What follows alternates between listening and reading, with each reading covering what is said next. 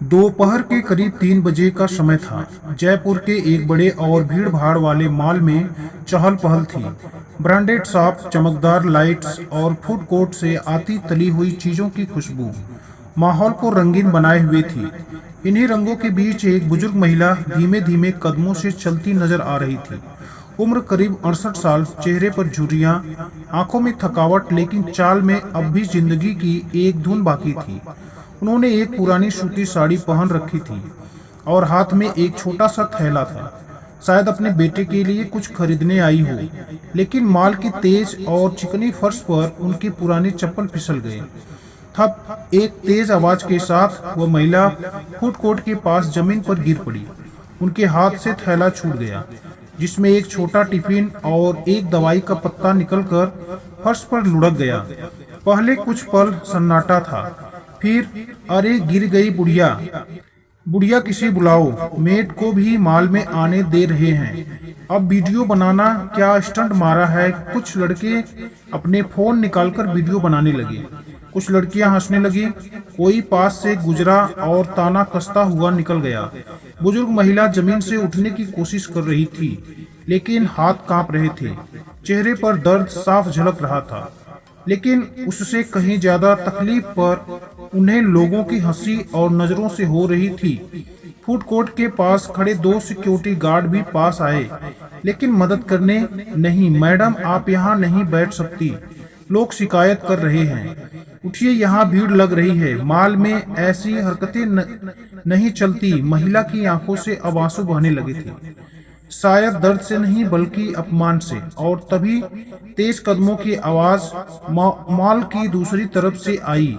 एक लंबा 30 से 32 साल का नौजवान, साफ सुथरा सूट, चमकते हुए चेहरा, तनाव से भरा हुआ, तेजी से भीड़ चीरता हुआ दौड़ा। माँ, उसकी आवाज गूंजी। लोग चौंके, हंसी बंद हो गई, फोन नीचे हो गए। वो नौजवान उस बुजुर्ग महिला के पास आकर घुटनों पर बैठ गया। उसके हाथ कांप रहे थे, आंखों से आंसू बह रहे थे। माँ, आप ठीक हैं ना? किसने गिराया? आपको क्या हुआ? पूरी तरह से चुप थी एक लड़की की जो अभी तक वीडियो बना रही थी। धीरे से मोबाइल नीचे कर चुकी थी। दूसरी तरफ वो सिक्योरिटी गार्ड अब एक दूसरे को देखने लगे, जैसे उन्हें समझ नहीं आ रहा था कि क्या करे। उस युवक ने अपनी माँ को सहारा दिया और धीरे से उन्हें उठाया, फिर अपनी जैकेट निकालकर उनके कंधों पर डाली। आप लोग इंसान नहीं हो, उसने मॉल की ओर मुंह कर कहा। उसकी आवाज कांप रही थी, लेकिन तेज थी। एक बुजुर्ग महिला फर्श पर गिरी पड़ी और तुम लोग वीडियो बना रहे थे। भीड़ में सिर झुकने लगे। वह महिला अब बेटे का हाथ पकड़े खड़ी थी। उनकी आंखों में एक अलग ही तेज था, जैसे उन्होंने अपनी सारी दुनिया फिर से पाली हो। मॉल का माहौल पूरी तरह बदल चुका था। जहां कुछ देर पहले लोग हंस रहे थे, वहीं अब सन्नाटा छा गया था। उस युवक की आवाज, उसकी आंखों के आंसू और उसके चेहरे की चिंता देखकर हर किसी को झटका लग चुका था। माँ, यह लोग कुछ बोले तो नहीं आपको? युवक ने माँ के पैर छूते हुए धीरे से पूछा। बुजुर्ग महिला ने सिर हिलाया, लेकिन कुछ बोली नहीं। उनकी आंखें बेटे के चेहरे पर टिकी थी, जिसे वर्षों बाद वह सुकून मिला हो जिसे उन्होंने खो दिया था। फर्श पर अभी भी उनका टिफिन पड़ा था। युवक ने खुद झुककर वह टिफिन उठाया और बड़े ही सलीके से माँ के थैले में रख दिया। वह सिक्योरिटी गार्ड अब तक खामोश खड़े थे। एक ने धीरे से कदम आगे बढ़ाया और बोला, सॉरी सर, हमें नहीं पता था। युवक ने उसकी ओर देखा, आंखों में गुस्सा और दुख का सैलाब था। नहीं पता था? क्या यह इंसान नहीं लगती? अगर भिखारी भी होती तो क्या इंसानियत मर गई थी? तुम सबकी लोग अब नीचे देख रहे थे। वीडियो बनाने वाले चुपचाप अपने फोन जेब में डाल चुके थे। और तभी एक आवाज पीछे से आई, सर, आपकी गाड़ी आ गई है। सूट में एक और आदमी भागता हुआ आया। उसके पीछे एक सफेद फॉर्च्यूनर मॉल के गेट पर रुकी थी। लोगों की नजरें अब युवक पर थी।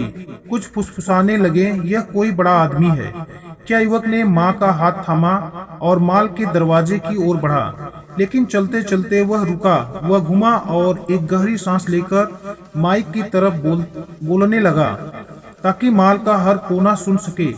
इस औरत को तुमने तुच्छ समझा, गिरते हुए इसे वीडियो बनाए, पर वही माँ है जिसने मुझे अकेले पाल कर बड़ा किया। मैं आज जो कुछ भी हूँ इन्हीं के कारण हूँ। मेरे पिताजी नहीं रहे और माँ ने मजदूरी करके मेरी पढ़ाई पूरी कराई, कपड़े धोए, खाना पकाया, पर किसी से कुछ मांगा नहीं। आज मैं एक आईटीआई कंपनी का फाउंडर हूँ, 1000 लोगों को नौकरी देने वाला। लेकिन मेरी सबसे बड़ी पहचान आज भी यही है कि मैं इनका बेटा हूँ। अब पूरा माल स्तब्ध था, कोई कुछ बोल नहीं पा रहा था, कोई अपने आंसू छुपा रहा था, कोई अपने पर पछता रहा था। एक लड़की जो पहले हंसी थी अब आंसू पोंछते हुए धीरे से बुजुर्ग माँ के पास आई और बोली, आंटी माफ कर दीजिए, हमें शर्म आनी चाहिए। बुजुर्ग महिला ने मुस्कुराकर उसका सिर सहलाया। बेटा, इंसान गलती करता है लेकिन सीखना जरूरी होता है। युवक ने माँ को सहारा देते हुए कार की तरफ बढ़ाया। सिक्योरिटी गार्ड ने झुककर दरवाजा खोला, वही गार्ड जो कुछ मिनट पहले उन्हें बाहर करने आया था। माँ धीरे से गाड़ी में बैठी और उनका बेटा उनके पास बैठ गया। गाड़ी धीरे धीरे माल से निकल गई, लेकिन पीछे रह गया एक सवाल, हमारे अंदर की इंसानियत कब जागेगी। गाड़ी के जाते ही माल के भीतर गहरी चुप्पी थी। लोगों की आंखों में शर्म साफ झलक रही थी। कुछ कर्मचारी तो अब तक स्तब्ध खड़े थे। उन्हें विश्वास नहीं हो रहा था कि जिस महिला को उन्होंने नजरअंदाज किया वह किसी बड़े अधिकारी की मां थी। लेकिन बात सिर्फ पहचान की नहीं, बात उस इंसानियत की थी जो सबके भीतर कहीं दब चुकी थी। मोबाइल कैमरे के पीछे, हंसी की भीड़ के पीछे और उस अहंकार के पीछे जो हमें दूसरे से बेहतर समझने पर मजबूर करता है। अगले ही दिन सोशल मीडिया पर एक वीडियो वायरल होने लगी, उसी घटना की रिकॉर्डिंग, लेकिन इस पर कैप्शन था, माँ पिछली दुनिया हंसी लेकिन बेटे ने जो कहा उसने सबकी सोच बदल दी। लाखों व्यूज, हजारों कमेंट, हमारे देश को ऐसे बेटों की जरूरत है। आंखें नम हो गई। कभी किसी को उसके कपड़ों से मत आंको। माल मैनेजमेंट पर भी दबाव बनने लगा। अगले हफ्ते माल के बाहर एक बड़ा पोस्टर लगाया गया, हर बुजुर्ग हमारे लिए आदरणीय है, मदद करे ना कि हंसी। और कुछ ही दिन बाद माल में एक छोटा कार्यक्रम रखा गया, सम्मान समारोह, उस महिला को सम्मानित करने के लिए जिन्होंने अनजाने में पूरे समाज को आईना दिखा दिया। वह बुजुर्ग महिला स्टेज पर बैठी थी, वही सादगी, वही मुस्कान। सामने बैठा था उनका बेटा, गर्व से देखता हुआ। कार्यक्रम में माल के मैनेजर ने मंच से कहा, हमने गलती की लेकिन हम सीखने को तैयार हैं। आज से हमारे स्टाफ को हर सप्ताह एक एम्प्टी वर्कशॉप दी जाएगी और हर बुजुर्ग के लिए वीआईपी सहायता टीम तैनात रहेगी।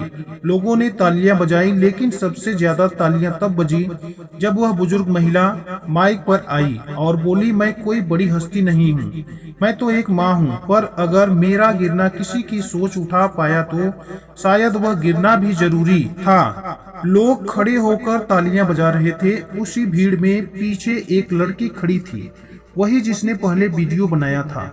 उसकी आंखों में आंसू थे लेकिन चेहरे पर संतोष। उस दिन के बाद माल का माहौल पूरी तरह बदल गया।